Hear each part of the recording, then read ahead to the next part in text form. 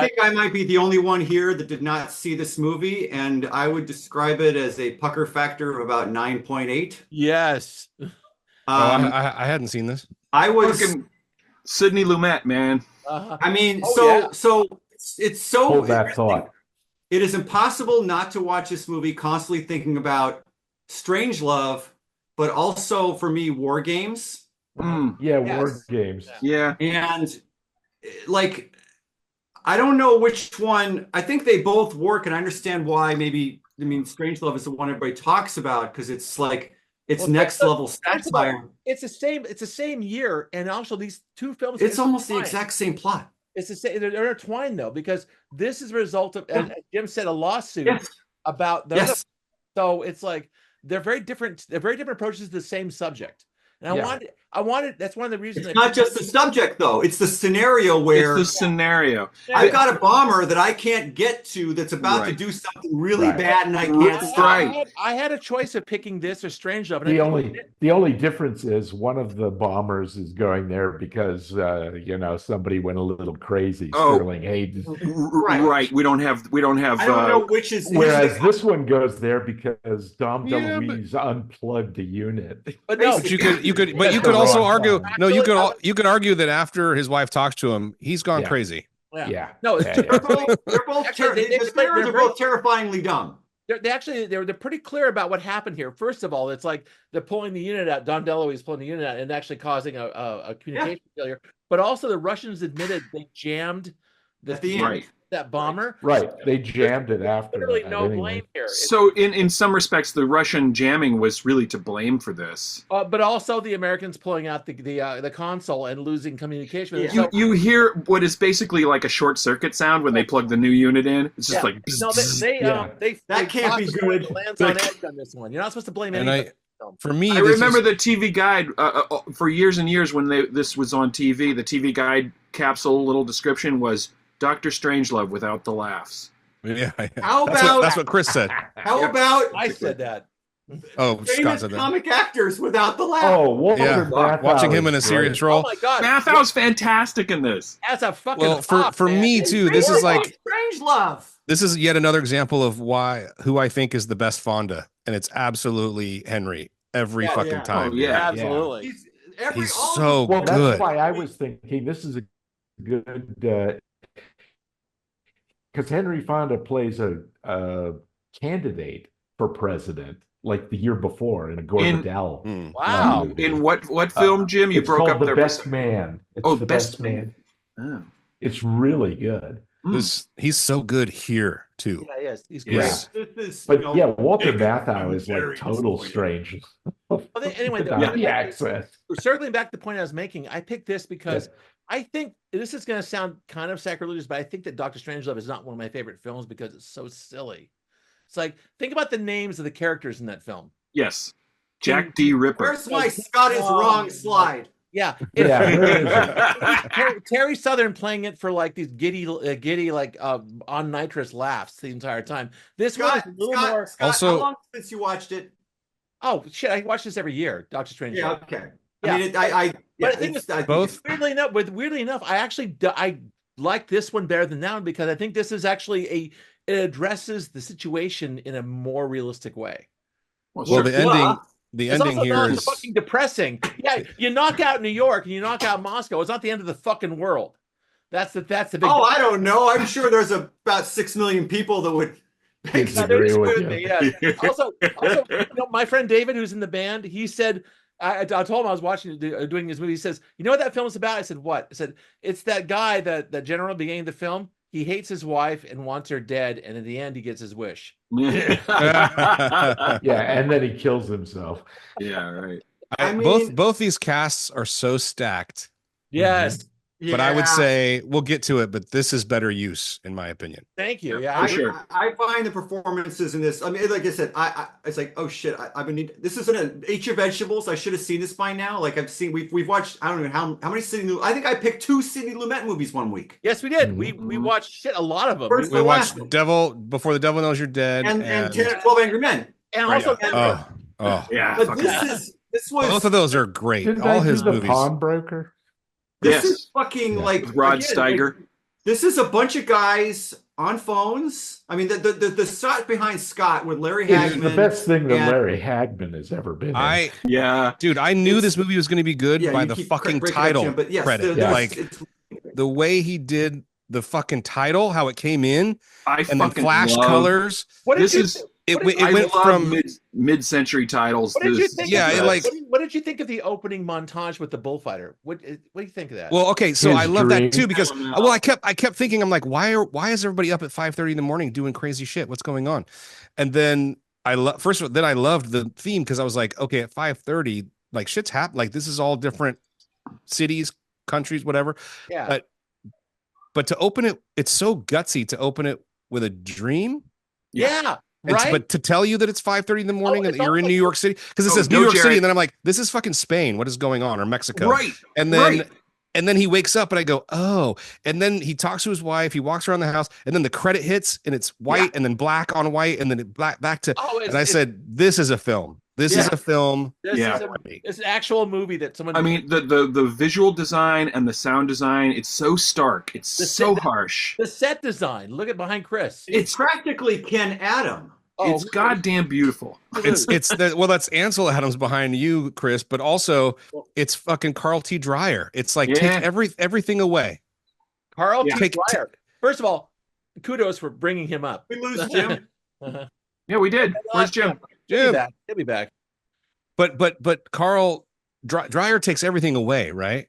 Uh-huh. And makes Look at the contrast in Larry Hagman's face. Right. Yeah. and there's nothing in the background. Oh, it's Yes. There's gorgeous. nothing. Yes, it's Yeah. gorgeous. It's so It's cool. It's almost I mean, avant-garde in terms of yeah, like yes. simplify. Yeah. And this shit, It's I mean, very like, risky. this stuff, like the close-ups. I mean, Mhm. I don't know. I thought this movie. The lighting is impeccable in this movie. This goes on the. I know Scott tends to pick a lot of movies I've seen already. This goes straight to the top of the short list of best thing. Wow. Thank you. The best thing you've picked this year. Chris, you've never seen this before? I've never seen this movie. I had Whoa. neither. Well, I'm like, so I started this at I've like. seen it in 20 years, so I it's like, started this at 10 o'clock, uh-huh. and not only am I wide awake by the end of it, but I'm not. well, and I'll admit, for me, it was a little slow starting. I mean, except for that does. great opening. It does take me a while to crank up. When they get to the place, I was like, okay, let's go. But then, I would say a quarter of the way through to obviously till half to the end, you're just on pins and needles. I mean, it just Right. takes No, you. but I like the shit at the party. I like that. Now. Yeah. That was kind of Like, interesting. like basically like never invite this guy to a party again because he's a fucking downer. I really liked that character of that woman, man. That was really interesting. Is because, she the first goth girl? well, She was great. She's terrifying, man. she's but- terrifying, and I think in movies where you could have had a throwaway character, a blasé presence, No. this was a woman who really had a personality that she displayed very, very quickly. In one scene. She I mean, gets into the she- car and says, "Drive me home." And Yeah. then she takes his fucking handkerchief and puts her lipstick on it and puts it back in his pocket. I mean, Yeah. that's amazing. stuff. Like if you're married, you're fucked now, dude. Like it's so cool. Uh-huh. And then has the guts to be like, I want to be the one that presses the button. Like, like it's sort of she's just morbid. Do you, Yeah, do you she's think, super morbid. you think And that- it's really that morbid. scene is there. That scene is there to show you what Walter Matthau is and isn't. I think. Yeah. He's so Mhm. It's much, Well said. Well said. He is the engineer of this of Doomsday, and yet he fucking rejects her. He slaps her Mhm. across the face. Mhm. He But she reminds was me- so, what a great character. he but reminds me also so much- the Mathau character. It's like let's take Peter Sellers' Strangelove, and we'll just make like no, this is like the real version of that. he's Yeah. like Buck Hutchinson if he's actually I don't know, I saw him as more Strangelove. I have a horrible he's confession. George I've C. never Scott- seen Doctor George Strangelove. C. Scott Just imagine character- this as a slapstick comedy, and He's George C. Scott. I know, character, it's but blasphemous. He's actually not in the military. That's the big difference. He's All actually right, now I gotta pick it. right? Well, I bought a Kubrick, The box set. Yeah, I box got set. that. Yeah. So I have it. I just need to put Dude, it in. I'm telling you, it's top. I mean, I don't know. It's top tier Kubrick. That's for Also, sure. this is- Yeah. For me, this it's top is tier. rough. In Every that Kubrick is almost top one tier thing for about me. this is like this is Lumet. He's making this. He's like a playwright. This was a play, right? Or was it a And there was never a play, but he's a playwright. no, I Was it know, though? but wasn't this like Bringing the is stakes this up as high as possible. The bomb is going to drop on Moscow, not like Perm or or Vladivostok or anywhere else. It's going to hit the capital, right? Right. So the stakes are high for both sides. You know, it's like and and it's the way, it's the The language. solution they come up with is so fucked up. I know it's amazingly bad. Actually, when you knew that How else are you gonna like? they were giving the codes to the Russians to help them shoot down their own guys, it's like Yeah. Same thing they did in Strangelove. yes, they did. It's like Yeah. nuts. And so like And how about Dom DeLuise's one big scene where he has to give them the information? Yeah, because that one guy, yeah, I love that scene where that great. one guy flipped out. Oh my Yeah. god. yeah. And then the Russians come on and said, yes, we've had similar Fritz problems Weaver. here. Fritz Yeah. Weaver is the one that flips out. He Yeah. does. man. Fritz Weaver flips out. And He it's actually so does. it's so realistic because that you know that's believable that a soldier would do Yeah. that Yeah. because they, and the thing is you sympathize with both sides because the guy that's flipping out, he's like, I don't know, there's part of, I mean, if you're a rational American, well, part of you is like, yeah, don't betray your country. Like he thinks that you're betraying your country. Like, no. even though he's kind of, we're more on the other guy's side. We're like, we got to stop this shit. Like, Right. but it's such a complex. Well, it's he such spent his meaty life. characters. He spent this life in this super high security situation with Yeah, this and then you're just gonna incredibly give it important over? job. Yeah. Yeah. This Oh. unbelievably important job of safeguarding, the world from nuclear war. This More is or just less. That's the great. biggest job It's a there was. Great writing. Forget Great everything characters. you've learned and tell the Russians everything Tell you the Russians all of it. Well, Yeah. I reached out to John about Voluntarily. I reached out to John about the other film, but this film actually applies too. Everybody in this film has a goal. Yeah. And it's not just like the national security goal, they have personal goals, and you Yeah. see them play out. Yeah. Like Walter Matthau's character wants complete destruction of the Russians. And the Henry He's Fonda's drunk the Kool-Aid. president does Hard. not want that. And there's Right. conflict there. And it's like you see all these guys put their individual goals together to see in a mix and see what happens. And Oh. man, the sparks are incredible in this film. Scott, it is to some extent an essay on the Cold War situation Yeah. and what could go wrong. In that, like you said, every character's got a point of view they're coming in with. Mathau is like, we could win this. The president's like, we've got to stop this. Uh-huh. And it succeeds as drama, and it also, I think, succeeds as it's educational. Well, Like, it's, if you wanted yeah, to it's sort of understand a, what It reminded you could me show of- this to a kid in high school and say, this is what the Cold War was all about, and they would Yeah. That's they the would thing. immediately understand it. That's- But for with me, the- it's more perspective on. I mean, I don't, Jared, maybe not so much for you, but the rest of us, like, this was the shit you worried about. We It lived wasn't- this It shit. wasn't domestic terrorists. It wasn't. yeah, no, I grew whatever. up. It I was- grew up at the end of the. I mean, because the Yeah, Cold you War did- was still going on I in mean, the we had '80s, Duck right? and Cover. You We did had Duck the and fucking Covers, day right? after. Oh, Here here comes Jim. I think we did some duck and covers when I was like in elementary school, maybe. Yeah, it was so- like an existential level of dread. Like I'm going like probably the peak was probably 80. I remember in '84. fourth grade doing a duck and cover drill at Green Acres Elementary School. They got her to the desk. Yeah. And even as a kid, I'm thinking, I'm too young for this. which is so sad now. We It's not do the end of the world, shooter you know, covers, it's but like- Now, uh, right, well, duck and that's the cover. thing. We've moved on to domestic terrorists and not. Yeah, Yeah, Yeah. or crazy people with guns War. shooting up schools. It's I'll like tell you guys, I've said this before, but I missed the Cold War because it was an easily understandable, epic conflict of two, it was epic, Apologies. all right. and our lives were all in danger. The world was in danger because of the smartest guys in the world. And compared to what we are now, which is the fucking dumbest situation ever, it's and also a Cold War is better than a hot war. Yes, it is. Better than a real Yeah. war. But the But thing is, again, this whole thing was so inevitable. When they invented the atomic bomb in the 40s and dropped it on Hiroshima and Nagasaki, this was the result. Mhm. Because these were easy to make and they're incredibly deadly and they're Well, still fucking there. And I had no Yeah. idea this film was going to go where it went. fuck, that's How dark fucking shit, dark man. it was. Oh, it's dark as shit, isn't it? yeah. Like, Well, it's funny because we those of us old enough to remember, mutually assured destruction was the thing Yeah. that kept the two camps of the smartest people in the room from blowing each other to bits. This is a version of mutually assured destruction that I've never like. It's eye for an eye. yeah, And it is. it's They like, both go through with it, and wow. Actually, this is, you think about it, this is actually kind of like a smaller, almost like a practice version of MAD. Right. We I know. we take out Moscow, you take out New York. We're done. Right.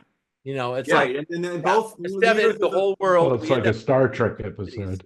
Yeah. Which Are one, we Jim? good? Are we good? I mean, The one where the computer is killing people off and Oh, the two planets have computers that calculate the casualties, and right. And they go just into the- disintegrate everybody. Get the disintegrator. I'm not getting the disintegrator. What are you talking about? Exactly. But well, and again, back to war games. What's the line in that movie that everybody remembers? The only way to win the game is not to play. right. Right. Yep. Yeah.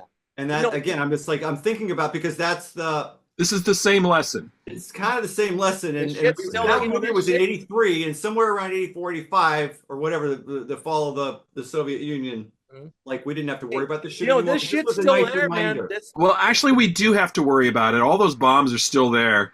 There are still SSBMs patrolling the Pacific and the Atlantic Oceans right now. My mom helped funny, build how the little I bomb, think build about the it. missiles that go into those things. I grew Right. up with this stuff. My mom worked at it's funny Lockheed. how little I think about this compared to how I used to think Nobody about it does. all the time. But the thing is, at Right. the time in the '60s, this was forefront. You know, Yes. this was an important part of the discussion that this country was having. This is a formative thing for our childhood, Scott. Is Exactly. awareness not only of our personal mortality, but the fact that we were all sort of balanced on this razor's edge of I know. Fuck. total annihilation. I don't know how we survived it mentally. I, have no I idea. didn't really have that. I think I was in that generation where we were You were a little coming out past of- that. yeah, past that, and there was really no threat because school shootings were not a thing yet, and You know what happened? You know what and the Cold War was pretty much over. Like the Yeah. Berlin Wall came down, had That's already it, come yeah. down, and when I was a kid, that's Glasnost. that's why I listened to a lot of just rap music. Yeah, You know, the Cold War it was fun. You know what helped Who would have my- thought the late '80s would be a sweet spot? But What helped my generation is like the invention of the skateboard.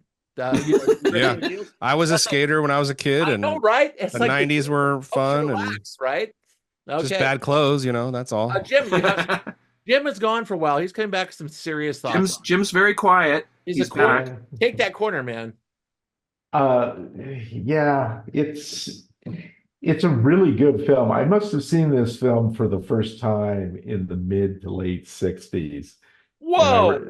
On television. Whoa. And This it's came out in the true. mid '60s. Uh-huh. Yeah, it came Yeah, out in what year like was this? 65, 63 or 64. 64. 64. Yeah, Oh, 64. 64. But yeah, it was depressing as fuck. Yeah, Yeah, it's still depressing. but it's so well. It's so Done. gripping.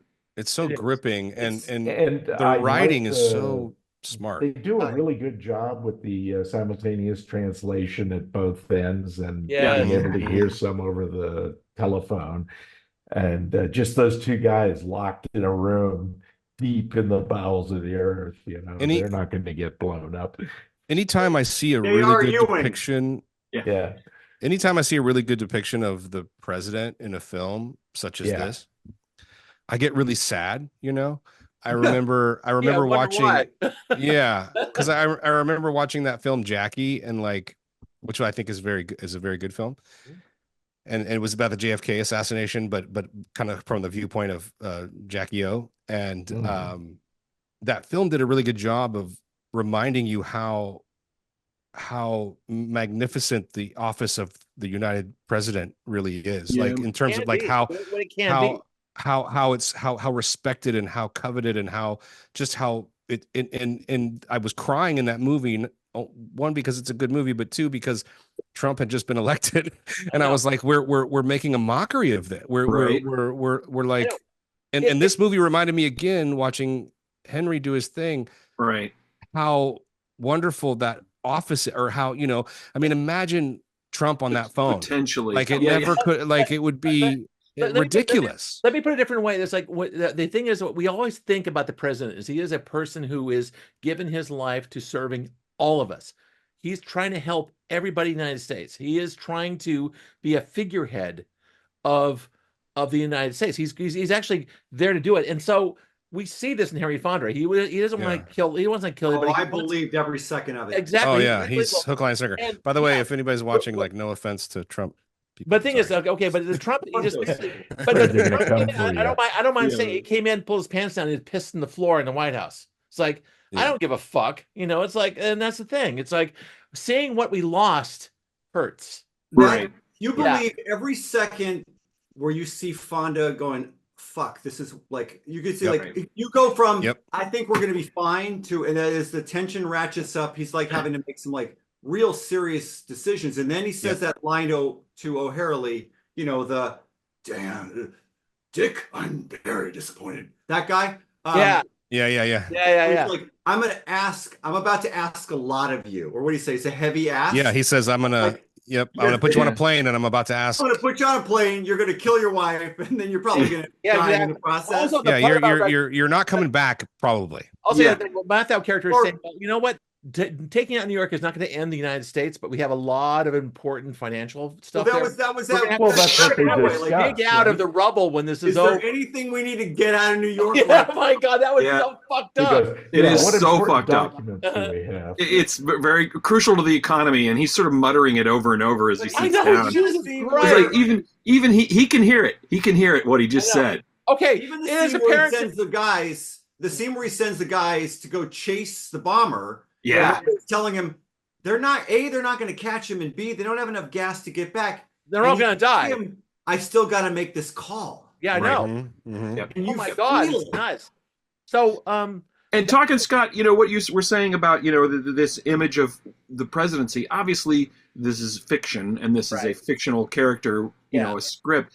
But I mean, it says something about the American psyche and how we thought about the presidency oh yeah. then, Oh, as compared to what's been done to that they idea still now. do that. Oh, it's a Don't wrestling forget, villain. we're all just mammals. We're all just ape-like mammals who believe in the Yeah, big man. okay, bloodhound. We believe in the big man. The big man is the president. We love the big man. The big man.